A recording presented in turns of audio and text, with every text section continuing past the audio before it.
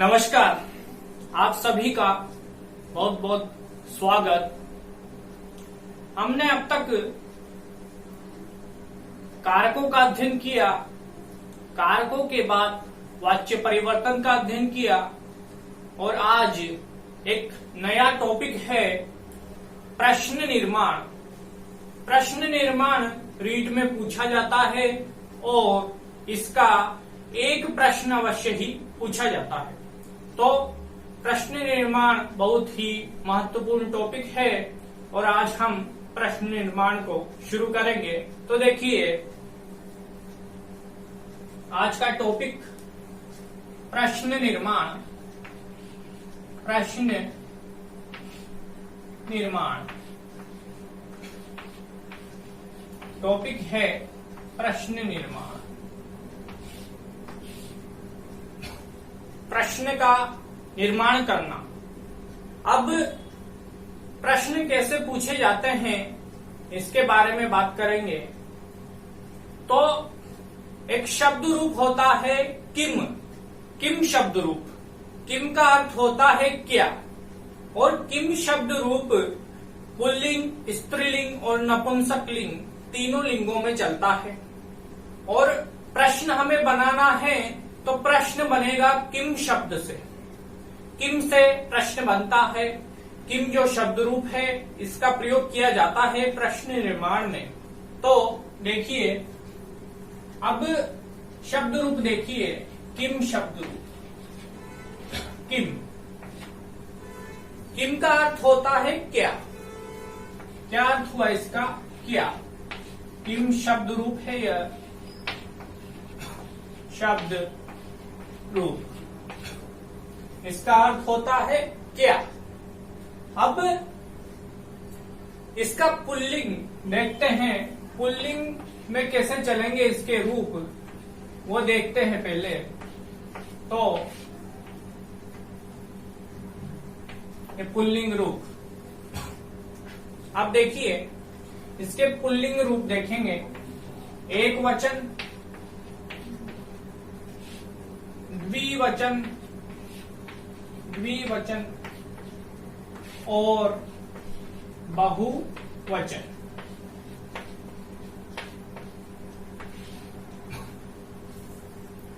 तीन वचन होते हैं, एक वचन, द्विवचन, बहुवचन। 7 विभक्तियां होती है संस्कृत में।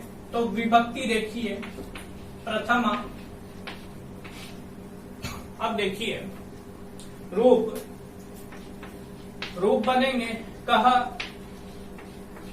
कौ, कह कौ के, कम, कौ, कान, केन, काभ्याम, काभ्याम, कह कौ के, कम कौ कान, केन काभ्याम के, केन काभ्याम के।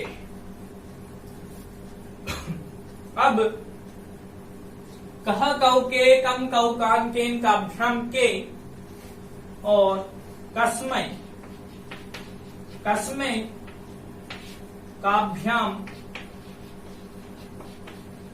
कस्मै काभ्याम केभ्यः,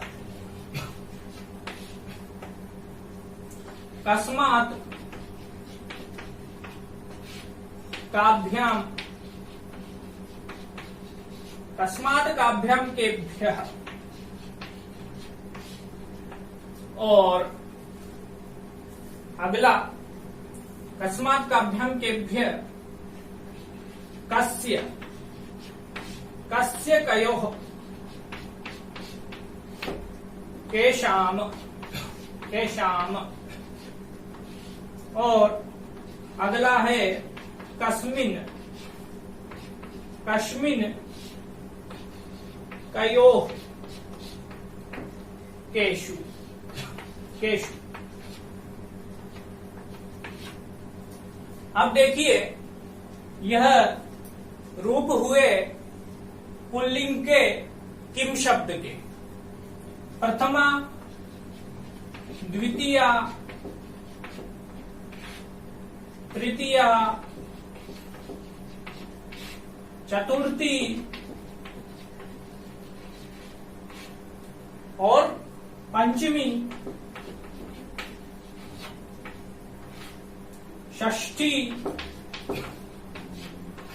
और सप्तमी।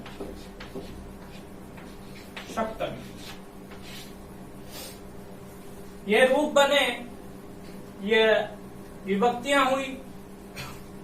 रूप है कह कौके, कम कौकान, केन काभ्याम केह, कस्मै काभ्याम केभ्यः, कस्मात् काभ्याम केभ्यः, कस्य कयोः केषाम्, कस्मिन् कयोः केषु। यह रूप बने। अब जब प्रश्न निर्माण करते हैं तो यह तो पुल्लिंग के रूप है, स्त्रीलिंग रूप, नपुंसकलिंग रूप, किम शब्द के, इनका प्रयोग किया जाता है प्रश्न निर्माण में। अब देखिए, यहां तक स्क्रीनशॉट ले लें, उसके बाद उदाहरणों के माध्यम से समझेंगे कि रीट में किस प्रकार से प्रश्न पूछा जाता है। तो देखिए इसे अब आगे, जैसे उदाहरण,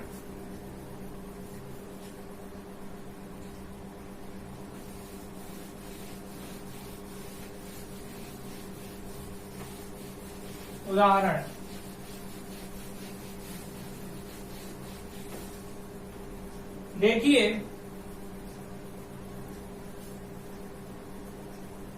जैसे रामस्य पिता दशरथः, रामस्य पिता दशरथ, यह उदाहरण है। अर्थ क्या हुआ? राम के पिता दशरथ है। अब इसमें यहां पर रामस्य, परीक्षा में प्रश्न कैसे पूछा जाएगा? रामस्य शब्द को अंडरलाइन कर देगा और पूछेगा कि प्रश्न निर्माण कीजिए, और ऑप्शन में दे देगा। जैसे पहला ऑप्शन कह, दूसरा ऑप्शन कौ, तीसरा ऑप्शन के, और चौथा ऑप्शन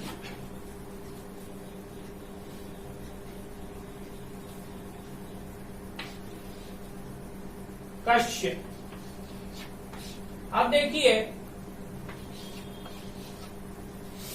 इस प्रकार से प्रश्न पूछेगा, किसी भी वाक्य में अंडरलाइन कर देगा और प्रश्न पूछा जाएगा। अब अंडरलाइन कर दिया है, पूछेगा कि रेखांकित शब्द के माध्यम से प्रश्न निर्माण करें। तो अब कैसे प्रश्न निर्माण होगा? देखिए, अब रामस्य अंडरलाइन है। अब इस रामस्य शब्द के स्थान पर कोई ऐसा शब्द होगा, इसमें से किम शब्द से प्रश्न निर्माण होगा। अब देखिए, किम, रामस्य शब्द को देखेंगे पहले। रामस्य शब्द है षष्ठी विभक्ति का एक वचन। रामस्य रामयोः रामाणाम। अब षष्ठी विभक्ति का एक वचन है। अब प्रश्न किससे बनाना है? किम से, किम शब्द रूप से प्रश्न बनाना है। अब यहाँ पर रेखांकित शब्द में जो विभक्ति होगी, जो वचन होगा, उसी विभक्ति और उसी वचन में इस किम शब्द के जो रूप है उसे लिख देंगे यहाँ पर, तो प्रश्न निर्माण हो जाएगा। कैसे? यहाँ पर रामस्य है षष्ठी विभक्ति का एक वचन, तो अब किम शब्द का, राम क्या है? पुल्लिंग शब्द है, और यह किम शब्द जो है पुल्लिंग है। यह राम शब्द पुल्लिंग, किम शब्द पुल्लिंग, हमने देखा।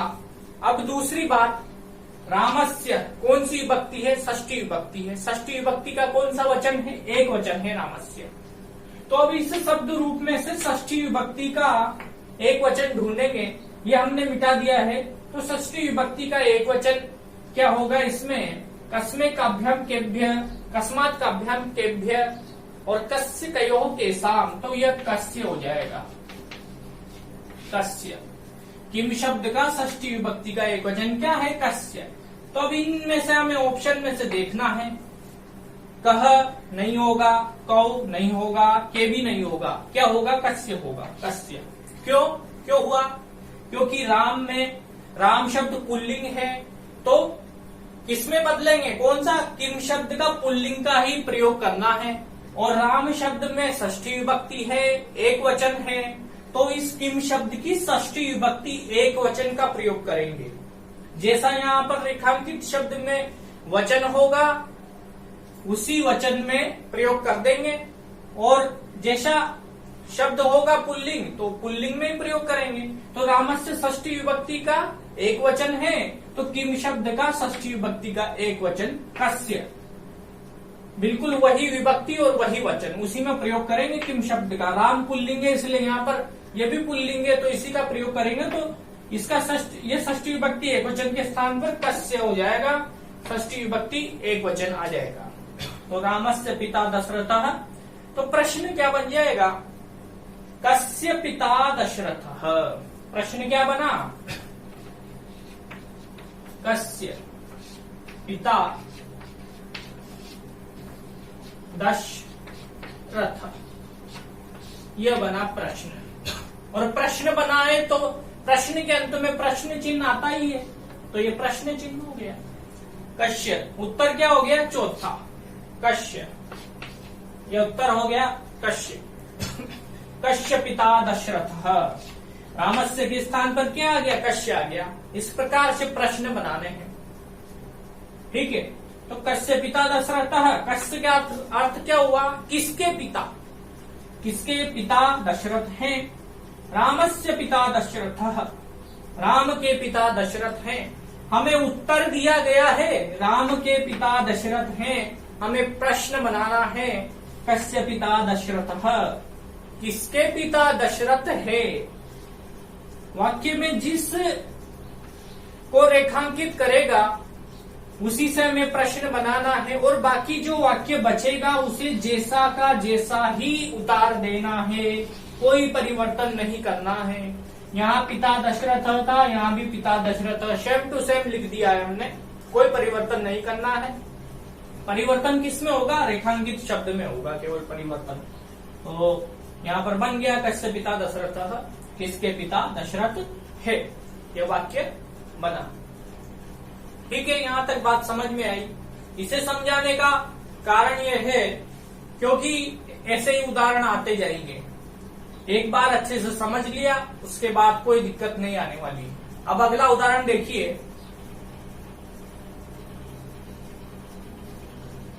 अगला उदाहरण जैसे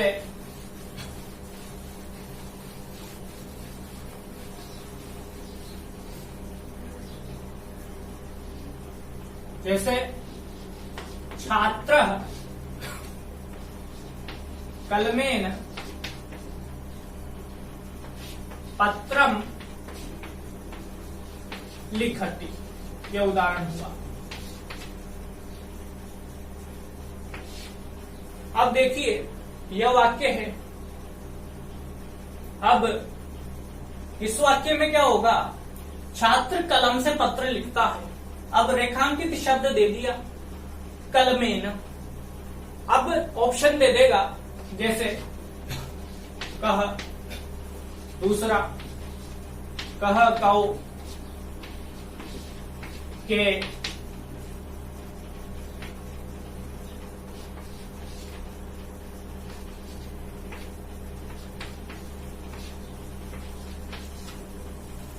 अब बताइए, प्रश्न निर्माण कीजिए, बताइए क्या आंसर होगा। छात्र कलम से पत्र लिखता है, तो छात्र किससे पत्र लिखता है? कलम से। यह हमें उत्तर दिया जा रहा है छात्र कलम से पत्र लिखता है। अब हमें इसका प्रश्न बनाना है, छात्र किससे पत्र लिखता है। तो इन विकल्पों में से हमें चुनना है कौन सा विकल्प सही होगा। तो कह नहीं आएगा, कहूं भी नहीं आएगा, के भी नहीं आएगा। क्यों नहीं आएगा? क्योंकि कलमेन जो है तृतीया विभक्ति का एक वचन है कलमेन।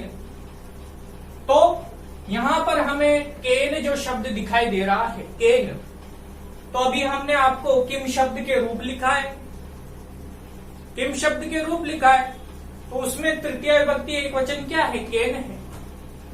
यहां पर भी तृतीय विभक्ति एक वचन क्या है, कलमेन, और इसे हम बदल देंगे केन में, तृतीय विभक्ति एक वचन में, कलमेन, रामेण, इस प्रकार से। अब ये तृतीय विभक्ति एक वचन में केन में बदल देंगे तो ये हो जाएगा आंसर चौथा, राइट। अब देखिए प्रश्न क्या बन जाएगा, छात्र कलमेन, तो यहां हो जाएगा केन, केन पत्रम लिखति, लिखति, इस प्रकार से। केवल रेखांकित शब्द को परिवर्तित किया, बाकी छात्र का छात्र लिख दिया, पत्रम लिखति का पत्रम लिखति लिख दिया।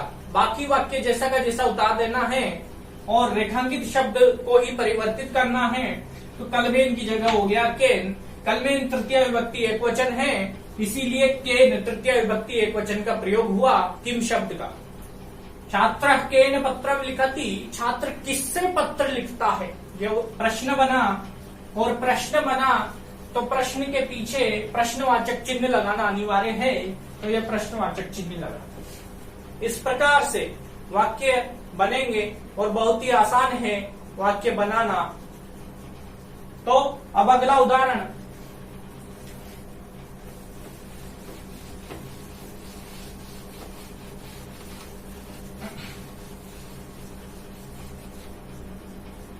जैसे वृक्षात पत्राणि, पत्राणि पतन्ति, यह वाक्य।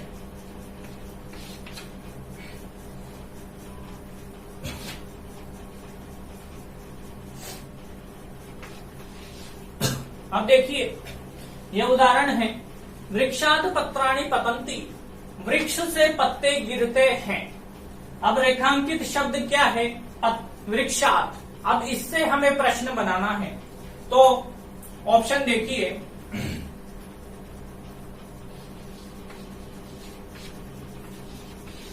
कम, कौ, कान, और अगला ऑप्शन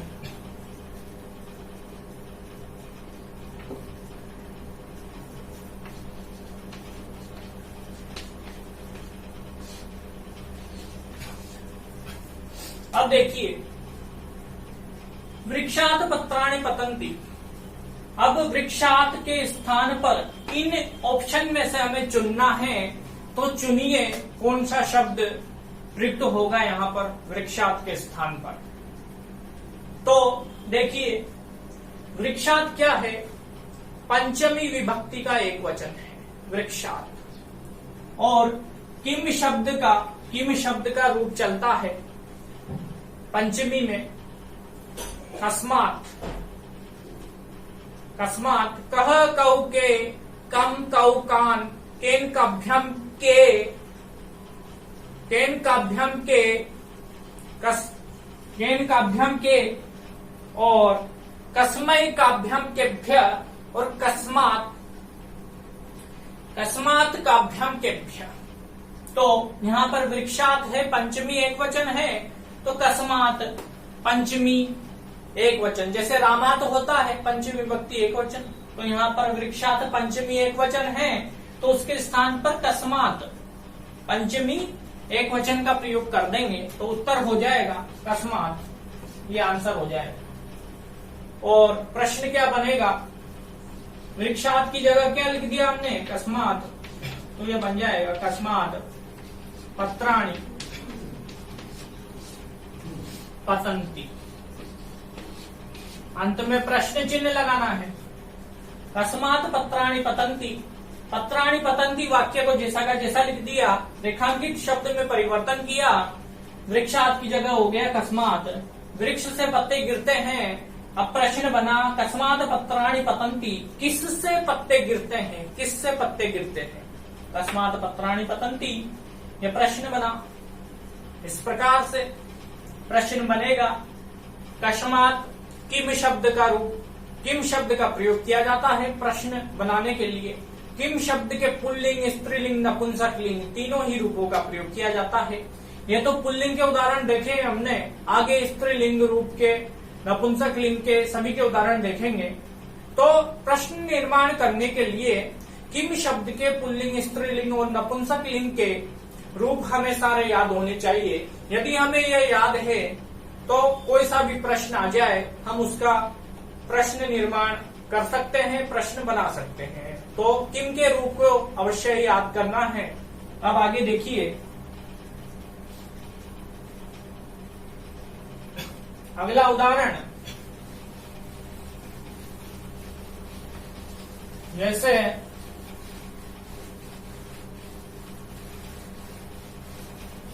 अगला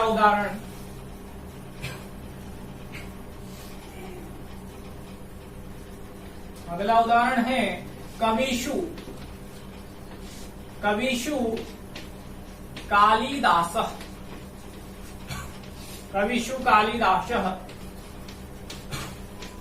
श्रेष्ठ। ये कवियों में कालिदास श्रेष्ठ है। अब हमने लगा दिया यहां पर अंडरलाइन, रेखांकित कर दिया कविषु को। अब प्रश्न निर्माण कीजिए। तो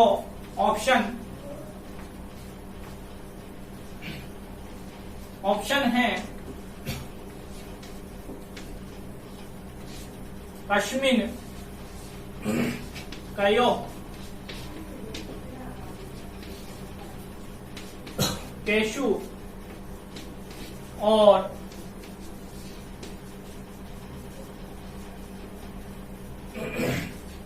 कह।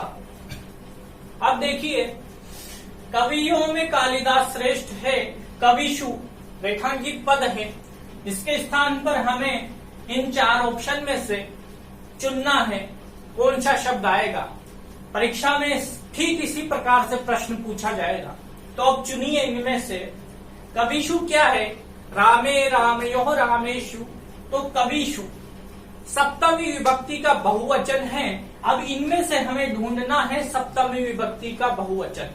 तो देखिए, कस्मिन सप्तमी विभक्ति का एक वचन है, कयो सप्तमी विभक्ति का द्विवचन है, और यह कयो षष्ठी विभक्ति का भी द्विवचन है।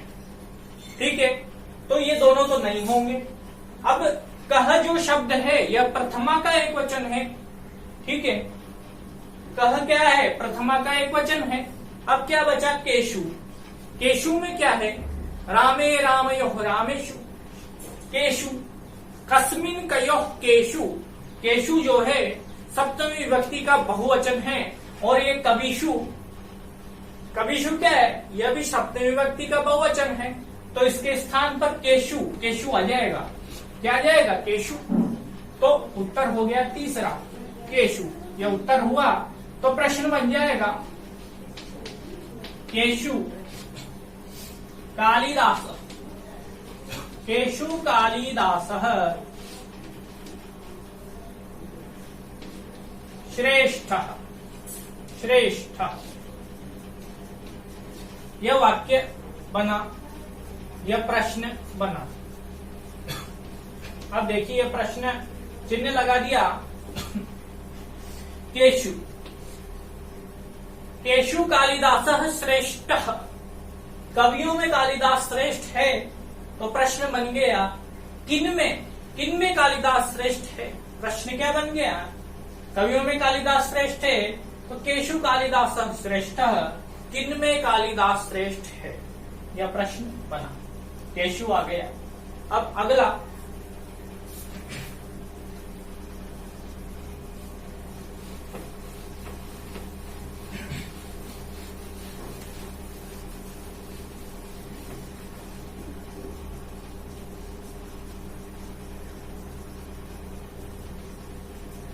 जैसे रामात, रामात श्याम चतुरतर, चतुरतर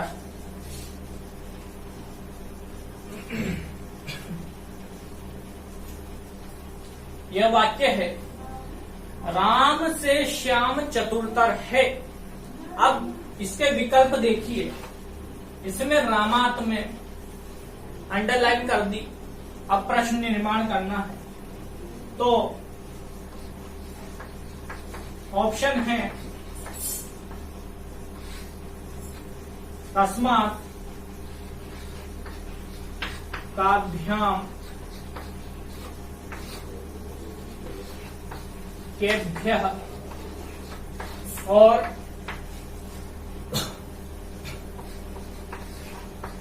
कौ। अब देखिए उत्तर बताइए। अब इस प्रकार से बनेगा, राम से श्याम चतुरतर है, रामात में रेखांकित शब्द है। अब इनमें से हमें चुनना है। काभ्याम क्या है? तस्मात् काभ्याम। पंचमी विभक्ति का एक वचन क्या है? तस्मात् ही है। और रामात भी पंचमी विभक्ति का एक वचन है, तो उत्तर क्या आ जाएगा? तस्मात्। काभ्याम क्या है? पंचमी का द्विवचन है और इसलिए यह नहीं आएगा। केभ्य पंचमी का बहुवचन है, इसलिए यह भी नहीं आएगा। कह कौ प्रथमा का द्विवचन है, इसलिए यह भी नहीं आएगा। क्यों? क्योंकि रामात है पंचमी का एक वचन, इसीलिए कस्मात पंचमी का एक वचन ही होगा। यहाँ रेखांकित शब्द जिस विभक्ति में होगा, जिस वचन में होगा, उसी विभक्ति और उसी वचन का हमें यह शब्द चुनना है। तो रामात है पंचमी एक वचन, कस्मात पंचमी एक वचन। इसे यहाँ लिख देंगे रामात की जगह और बाकी वाक्य को जैसा का जैसा उतार देंगे और प्रश्न बन जाएगा। तो बना प्रश्न, तस्मात् श्याम चतुरतर। चतुरतर प्रश्न चिन्ह अंत में। अब ये बन गया, तस्मात् श्याम चतुरतर। किससे श्याम चतुरतर है? किससे श्याम चतुरतर है? तो राम से श्याम चतुरतर है। यह उत्तर था, यह हमने प्रश्न बनाया उत्तर से। ठीक है, तो यह प्रश्न हुए। यहां तक बहुत ही अच्छे से हमने प्रश्न निर्माण को समझा। अब अगली कक्षा में स्त्रीलिंग किम शब्द रूप, नपुंसक लिंग किम शब्द रूप, उन्हें भी देखेंगे। उनसे कैसे प्रश्न बनते हैं वह भी जानेंगे। यहां तक बहुत अच्छे से समझ में आया होगा। और आज की क्लास यहीं तक। अब हम अगली कक्षा में मिलेंगे। ठीक है, यहां तक बहुत ही अच्छे से स्पष्ट हुआ। और यदि फिर भी कोई चीज समझ में ना आए तो नीचे कमेंट में जरूर लिख दे, उसे हम अगली कक्षा में समझा देंगे। तो नमस्कार।